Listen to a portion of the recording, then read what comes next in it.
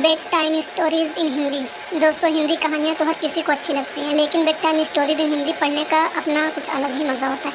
क्योंकि जब बड़े लोग सोने के लिए बिस्तर पर जाते हैं तो उससे पहले अपनी मोबाइल वैसे बहुत सारे वीडियोज़ निकाल कर देखते हैं, जिसमें कि बहुत सारी स्टोरीज इन हिंदी भी शामिल हैं। आजकल के बच्चों को तथा बड़ों को कहानियाँ सुनने का बहुत ही अलग किस्म का मनोरंजन होता है, क्योंकि हिंदी कहानियों में हमेशा से ही बेस्ट हिंदी स्टोरी सबसे ज़्यादा प्रसिद्ध रही है और सबसे ज़्यादा प्रचलित माने जाने वाली हिंदी शॉर्ट स्टोरी बहुत ज़्यादा लोगों को पसंद आती है। ऐसे में हिंदी कहानियों के तो सभी लोग दीवाने बने हुए हैं, क्योंकि इतनी ज़्यादा हिंदी कहानियाँ लोगों को पसंद आती हैं कि लोग अब सोते समय भी बेड टाइम स्टोरी हिंदी पढ़ा करते हैं। आज की हमारी कहानी का नाम है मीठा समंदर, बेड टाइम स्टोरी हिंदी।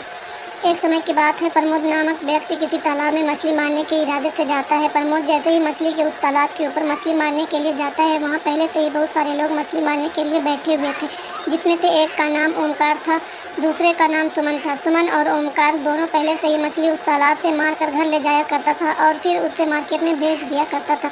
जैसे ही प्रमोद मछली मारने के लिए दोनों मछुआरे सुमन और ओमकार कहते हैं कि हम बहुत पहले से ही यहाँ मछलियाँ मारने का काम कर रहे हैं। क्षेत्र मछली मारने का तथा इस तालाब में मछली मारने का हक तो मेरा ही है, क्योंकि हम लोग यहाँ पहले से ही अपनी जगह लूट चुके हैं। इसके बाद प्रमोद कहता है कि मुझे थोड़ी सी मछली तो मारने दो, ताकि मेरा परिवार का पालन पोषण हो सके। क्योंकि प्रमोद इस बिज़नेस में नया नया आया था, उसमें मछली मारने की कला भी अच्छी तरह से नहीं आती थी, और अगर वह पूरी कला सीखे बगैर ही समुद्र में मछली मारने के लिए जाता तो उसे एक भी मछली नहीं मिलेगी। इसी कारण से तालाब में मछली मारने के लिए जाता है, लेकिन वहाँ पहले से मौजूद ओमकार और सुमन मछली मारने से मना कर देते हैं। फिर प्रमोद बगल के छोटे से तालाब में जाता है, जिसमें मछली बिल्कुल भी नहीं थी, थोड़ी बहुत होगी। उसमें थोड़ी बहुत मेहनत करके प्रमोद 4-5 मछली इकट्ठा कर लेता है। वह चल पड़ता है। जैसे ही ओमकार और सुमन मार्केट पहुँचते हैं तो देखते हैं कि प्रमोद के पास केवल 4 मछली और वह उसे अपनी बातों में लेकर मार्केट में बेच रहा है। बाकी उन दोनों मछुआरों के पास तो बहुत ज़्यादा मछलियाँ थी, क्योंकि वह दोनों अपनी पसंद की तालाब में मछली पकड़ कर लाए थे।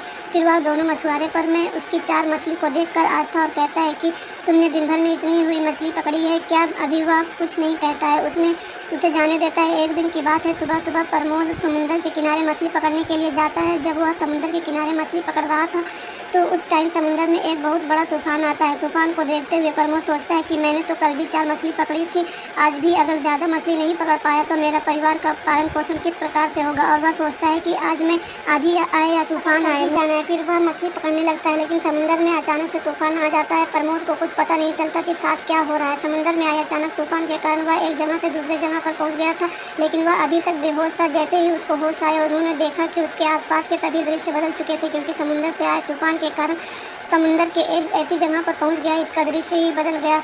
फिर उसके बाद प्रमोद उठा और देखता है कि उसके आसपास बहुत सारे सोने चांदी का खजाना रखा हुआ है। साथ ही यहाँ पर वह खड़ा था, वहाँ का पानी एकदम समुंदर का सुनहरा था। सुनहरे पानी में बहुत ताज़ी ताज़ी मछलियाँ और बेहद ही बेशकीमती मछलियाँ, जैसे कि हिल्सा फिश इत्यादि प्रकार की मछलियाँ, जो कि बहुत कम पाई जाती हैं, तो उसकी कीमत बहुत ज़्यादा होती है। वह ऐसे दृश्य को देखकर आश्चर्यचकित रह गया था। इनकी जगह उसे केवल दिन में 4 मछलियाँ ही बड़ी मेहनत से पकड़ने को मिलती थी, अब तो बहुत सारी मछलियाँ ऊपर तैर रही थी।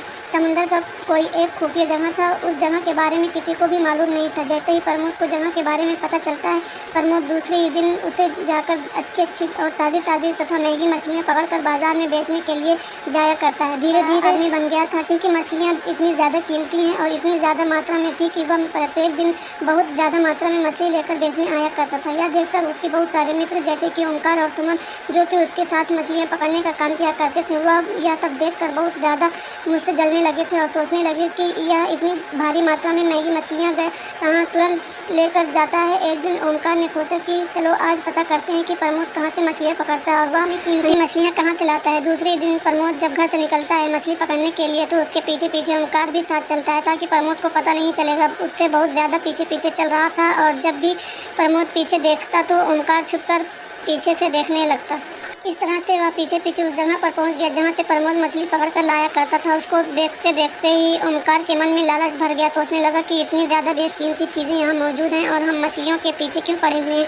खुशबू को देखते ही ओमकार कहता है कि अब तो मैं यहाँ से बहुत सारे सामान लेकर जाऊँगा। तभी प्रमोद उसको देख लेता और कहता है कि तुम इस जगह पर कैसे आ गए हो। उसके बाद ओमकार कहता है कि तुम तो यहाँ मछलियाँ पकड़ कर ले जा रहे हो, यहाँ तो इतने सारे मधुमक्खियाँ का रस है, ना सोना चांदी है, तो फिर इसे क्यों नहीं लेकर जाते। उन्होंने कहा कि मुझे मछलियों में कोई लालच नहीं है, मैं यहाँ से बेशकीमती चीज़ें ले जाकर मार्केट में बेचा करूँगा। उसके बाद प्रमोद कहता है कि ऐसा मत करो, यह प्रकृति की चीज़ें हैं, यहाँ इसे प्राकृतिक ही रहने दो, तो बहुत बुरा हो जाएगा। उसके बाद जल्दी जल्दी ओमकार मधुमक्खी के रास्ते सोना चांदी अपनी पॉकेट में भरने लगा था।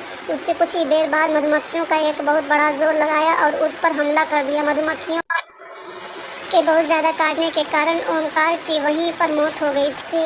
इस bed time stories in Hindi से हमें यह शिक्षा मिलती है कि हमें किसी भी प्राकृतिक चीज़ को अत्यधिक इस्तेमाल नहीं करना चाहिए।